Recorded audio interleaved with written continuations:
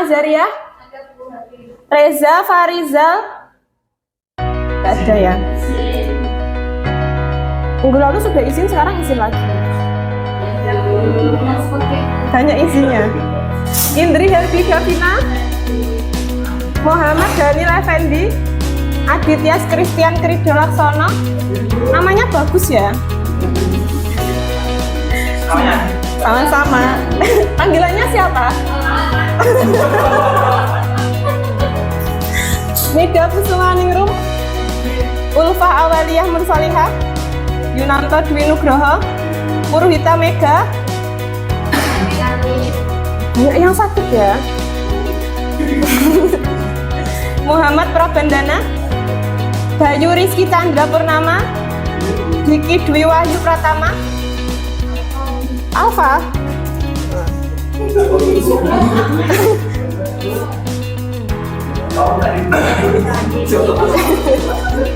Dorothea Septiventia, Arif Umar Sidik, Tanggi Suryaning Tias,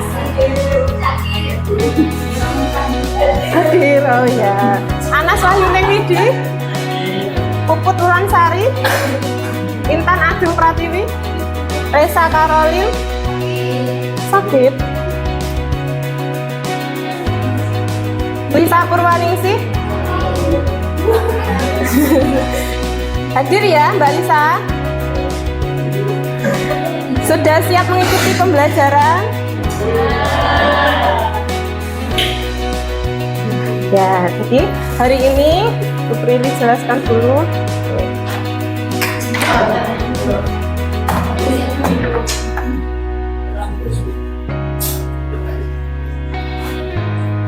Nah, hari ini kita akan membahas mengenai strategi algoritmik dan pemrograman.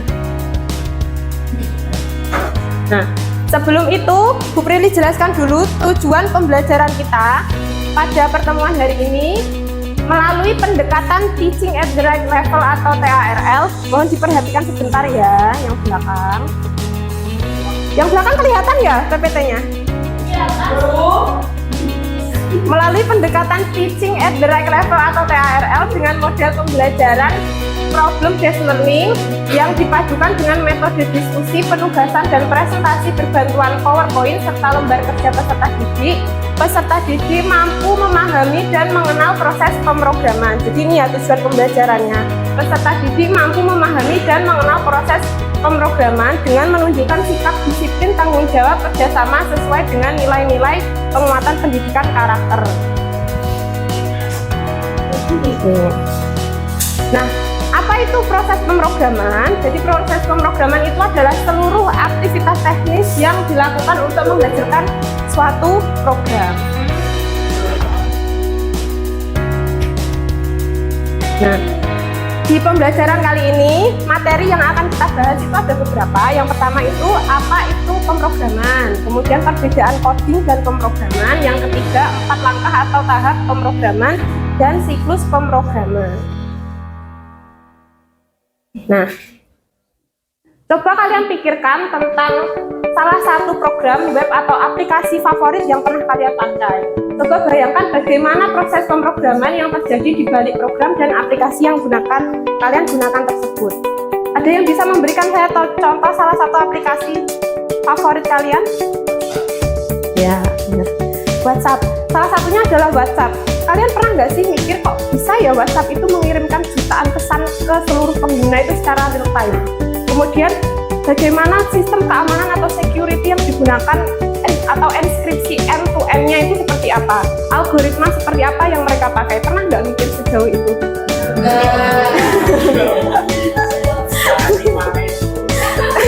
Oh, yang penting bisa mengirim pesan. Ya, nanti kita bahas sama-sama. Itu salah satu contohnya. Nanti contoh lainnya kalian bisa cari sendiri dan ada banyak aplikasi. Nah, ini yang akan kita pelajari hari ini itu adalah yang pertama memahami dan mengenal proses pemrograman. Yang kedua memahami siklus pemrograman dengan metode pembelajaran Problem Based Learning atau PBL. Nah, ini ada sharing pengetahuan awal. Boleh ini di-scan dulu. Ini nanti akan masuk ke kuis ya, jadi nanti ada beberapa kuis yang harus diisi. Kelihatan nggak? Minta tolong di-scan dulu ya. Sudah.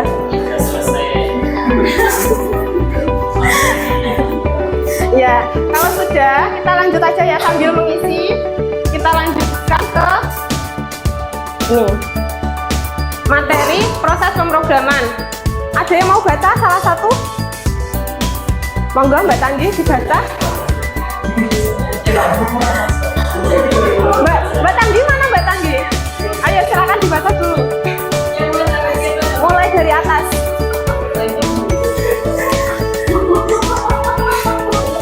Proses pemrograman. Nah, pemrograman menurut buku output dari computer science adalah seluruh aktivitas teknis yang berguna untuk menghasilkan suatu program termasuk analisis keseluruhan dan seluruh langkah desain dan implementasi suatu program. Sebabnya, Ya, lanjut. beberapa definisi lain di sini ada suatu teknik dan seni membuat program yang dapat membantu manusia menyelesaikan permasalahan secara efektif dan efisien. Yang kedua, proses user instruksi yang dapat dijalankan oleh komputer untuk melakukan tugas tertentu. Ya, terima kasih Mbak Tanggi. Jadi itu ya pendefinisiannya dari proses pemrograman. Jadi kalau kita ambil dari buku Oxford Dictionary, pemrograman itu seluruh aktivitas teknis yang dilakukan untuk menghasilkan suatu program.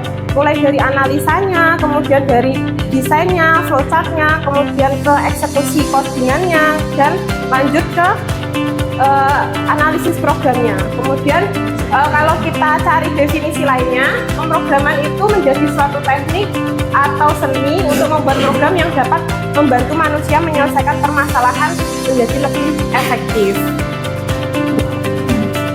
Sampai sini ada yang ditanyakan dulu? Belum? Kita lanjut ya. Nah ini, perbedaan coding dan pemrograman. Coba Mas Bayu dibaca. Yang keras.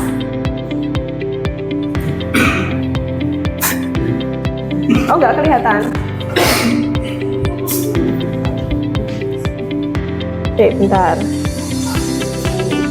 Sudah?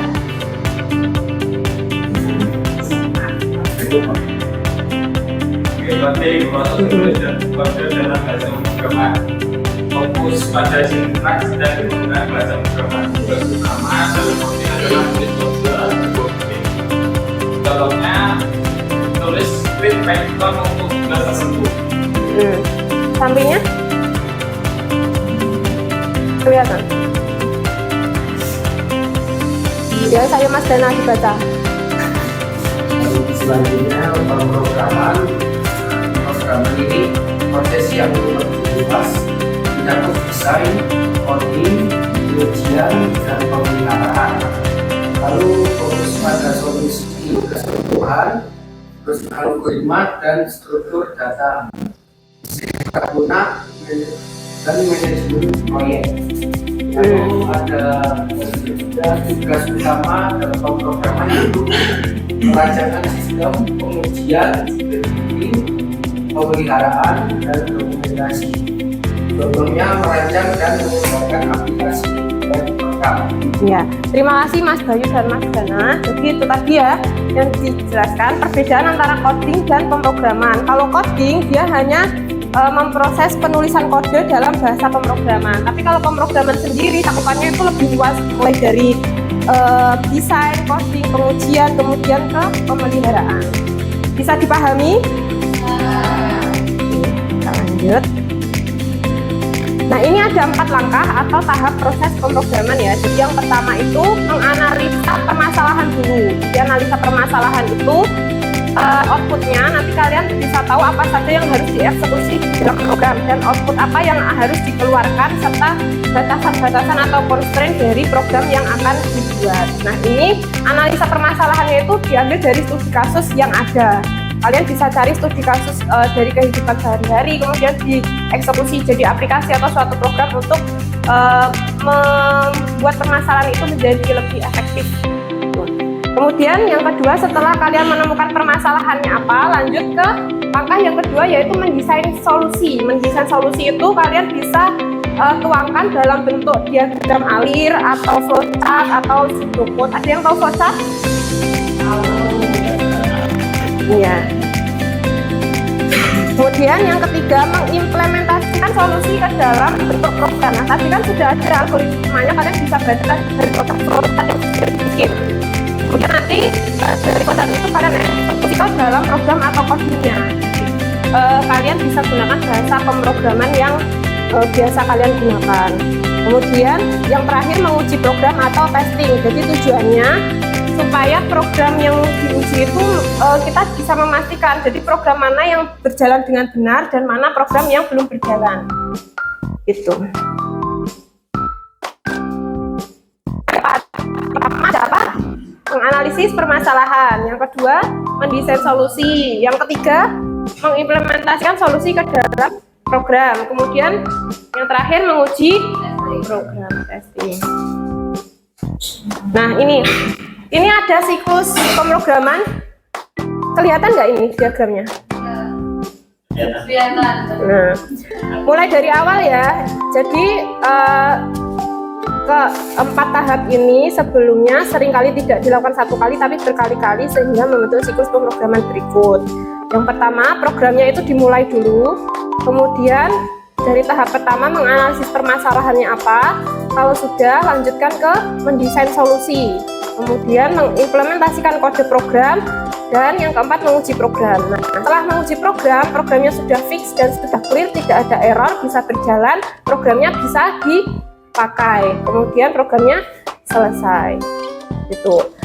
Tapi untuk implementasinya mungkin tidak semudah siklus pemrograman ini ya. Jadi nanti di proses ini kalian akan menemukan hambatan, menemukan error yang harus diperbaiki berkali-kali sampai program itu bisa berjalan. Nah, tadi kuisisnya sudah diisi? Sekarang ini ada penugasan dari pengerjaan kuisis kalian itu tadi. Bu Prilly sudah bagi jadi 3 kelompok ya. Jadi ada kelompok ada kelompok pertama, kelompok kedua, dan kelompok ketiga. Kelompok pertama itu dikategorikan sebagai kelompok berkembang. Kemudian kelompok kedua itu ada kelompok ketiga dikategorikan kelompok mahir.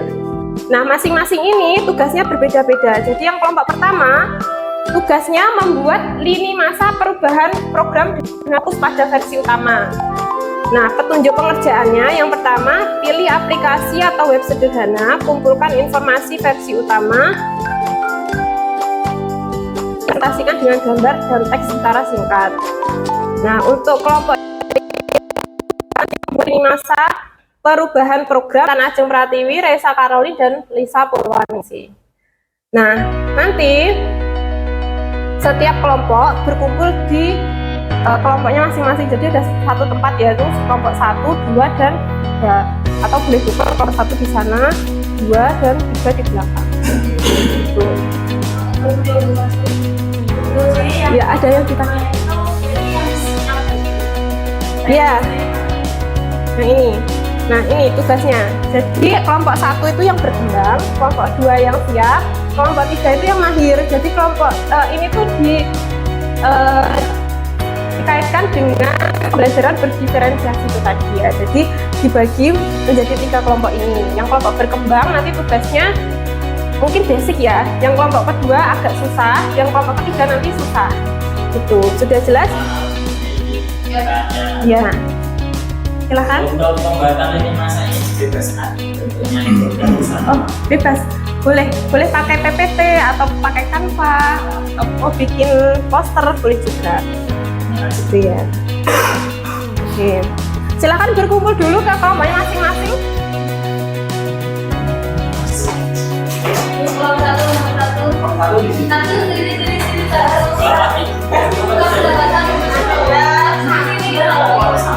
Ayo dipercepat. Nomor 1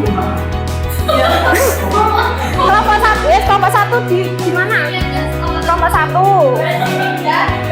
Kelompok 2, kelompok 3 di sini.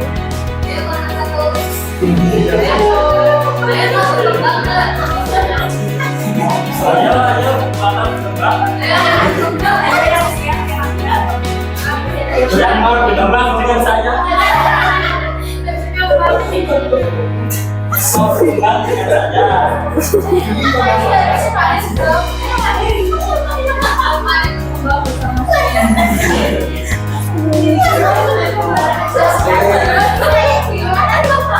Ayo pindah dulu.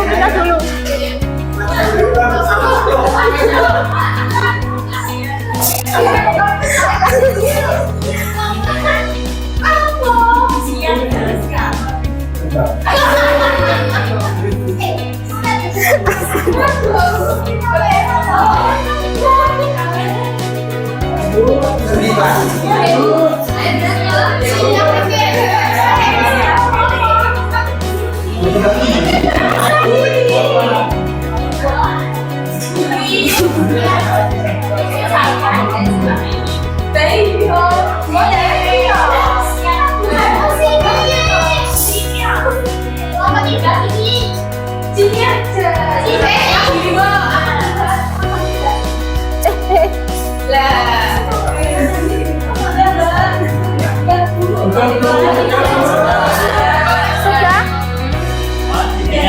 Ayo duduk dulu di tempatnya masing-masing. Sudah?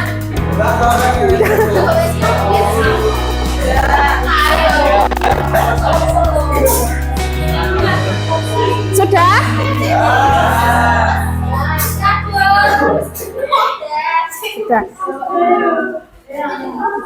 Nah, tugasnya ini saya kirimkan ke ketua kelasnya, nanti bisa di-share di grup kelas ya.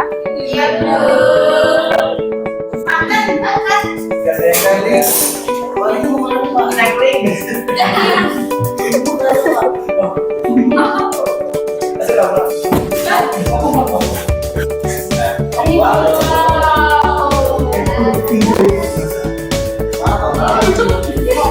Sudah? Bisa langsung dikerjakan ya, nanti Bu Beli kasih waktu 15 menit cukup? Ya.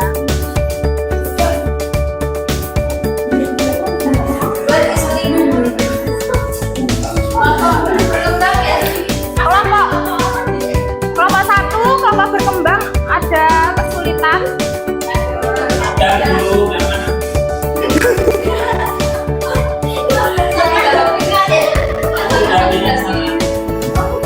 Ya. Kelompok yang kedua. Kelompok 2 mana kelompok 2? Kelompok 2? Aman ya? Kelompok 3? Ada kesulitan?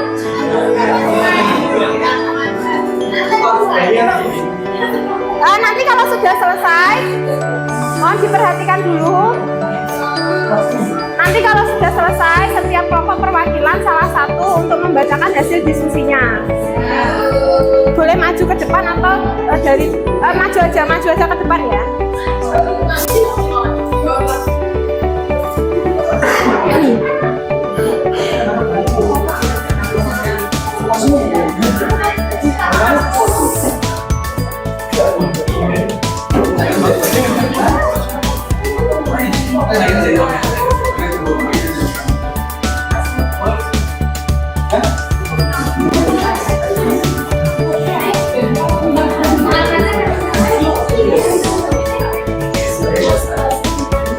Sudah selesai? Kelompok 3 sudah selesai? Nah, silakan perwakilan salah satu untuk membacakan hasil diskusinya. Dari kelompok 1? Kelompok 1 ada Mas Aun, Mbak Siti, Mas Eriko, Mas Iqbal, Mas Rizky, Mbak Indah, Mas Ahmad, Mas Arya, dan Mbak Devi. Mas Ahmad, Dewi Bu. Ayo dipercepat.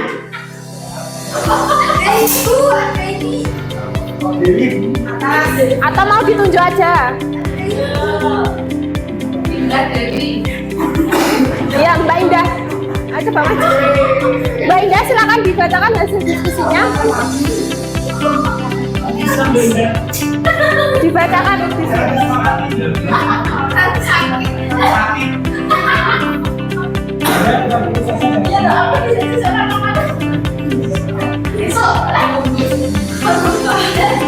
ya di sini. Ya, silakan dibacakan hasil diskusinya. Hasil diskusi kelompok 1 kami membuat infografis program WhatsApp. Yang pertama yaitu 2009 versi 2.0 yaitu metode utamanya adalah pengiriman pesan teks antar muka sederhana mirip aplikasi SMS. Kemudian yang versi 2.8 tahun 2012 itu utamanya pengiriman gambar, video dan audio. Antar mukanya menambahkan bentuk media dan audio radio. Versi 2.12 tahun 2015 itu utamanya yaitu panggilan suara, antar muka, penambahan icon telepon di Yang lain didengarkan dulu. versi 2.19 tahun 2019 itu utamanya yaitu mode gelap, antar muka, tampilan gelap untuk mengurangi kelelahan mata. Versi 2.21 tahun 2021 utamanya panggilan video hingga 8 orang. Antar muka menambahkan icon video dan optimasi untuk panggilan grup. Yang versi 2.22 tahun 2022 itu utamanya reaksi pesan. Antar mukanya menambahkan opsi reaksi di bawah setiap pesan.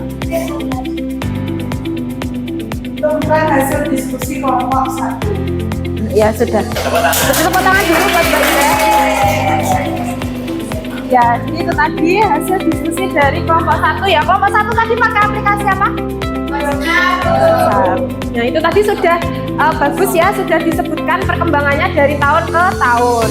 Mungkin karena mengingat durasinya ini pendek, jadi mungkin yang presentasi kelompok 1 aja. Kelompok 2 dan 3 nanti tugasnya silakan dikumpulkan ke saya ya. Sudah. Nah, kita lanjutkan dulu ke nah ini. Sebelum ditutup, ini ada refleksi dulu. Coba kalian scan dulu. Ini nanti ada beberapa pertanyaan yang harus kalian isi. Di-scan dulu. Sudah? Nah, nanti kalian bisa belajar mengenai materi pemrograman. Lebih lengkapnya kalian bisa mungkin cari referensi lain dari buku atau dari Google, dari internet. Ya. Nah, untuk pertemuan selanjutnya nanti ada penugasan lagi. Jadi penugasannya itu berkaitan dengan Culturally Responsive Teaching atau CRT. Jadi nanti kalian implementasikan budaya daerah dengan pemrograman. Jadi di sini Bu Prilly kasih contohnya coklat atau dakon. Ada yang tahu dakon? Dakon, permainan dakon, permainan tradisional yang dimainkan oleh 2 orang. Jadi setiap pemainnya itu memiliki 7 lubang kecil dan 1 lubang besar di papan mainnya. Tujuannya untuk mengumpulkan biji sebanyak mungkin di lubang besar masing-masing. Nah, ini nanti ada aturan dasar permainannya. Ini skip aja ya. Jadi instruksi tugasnya berdasarkan aturan permainan yang telah dijelaskan. Sebelumnya kalian sudah paham belum aturan permainannya? Sudah pernah main ya? Sudah. Nah, setelah kalian memahami aturan permainannya, nanti silakan dirancang algoritma untuk menyelesaikan permainan tersebut. Nah, yang pertama, ini nanti Bu Prilly kirim aja ya, langkah 1 sampai langkah 8. Ini nanti ada 8 langkah. Nah, tugasnya yang pertama nanti kalian dari permainan itu harus menuliskan algoritma dalam bentuk pseudocode. Tahu pseudocode atau diagram alir. Bisa ya? Kemudian gambarkan voucher dari algoritma yang telah dibuat. Nah, setelah kalian bikin, kalian buat simulasi digital dari permainan Dakon menggunakan bahasa pemrograman yang kalian bisa. Kira-kira mau pakai bahasa pemrograman apa? Ya, boleh. Mau pakai Python juga boleh. Ya, jadi nanti di aplikasinya nanti kalian harus merepresentasikan menggunakan array atau list. Kemudian kalian juga harus mengimplementasikan aturan permainannya. Yang ketiga, kalian juga harus membuat antarmuka sederhana UI atau UI/UX gitu ya. Nah, setelah itu tugasnya nanti kalian harus menuliskan kode programnya secara lengkap dan menjelaskan program lalu ditunjukkan ke Bu Prilly kalau sudah selesai. Ini untuk pertemuan selanjutnya. Bisa dipahami? Bisa. Sudah jelas? Terima kasih. Oke, pembelajaran hari ini selesai. Sebelum kita tutup, kita simpulkan dulu pembelajaran kita hari ini. Jadi algoritma pemrograman tadi, langkah-langkahnya itu sebelum membuat program ada 4 langkah. Yang pertama ada analisis, kemudian dilanjutkan dengan kemudian yang ketiga dilanjutkan coding, yang keempat testing. Ya.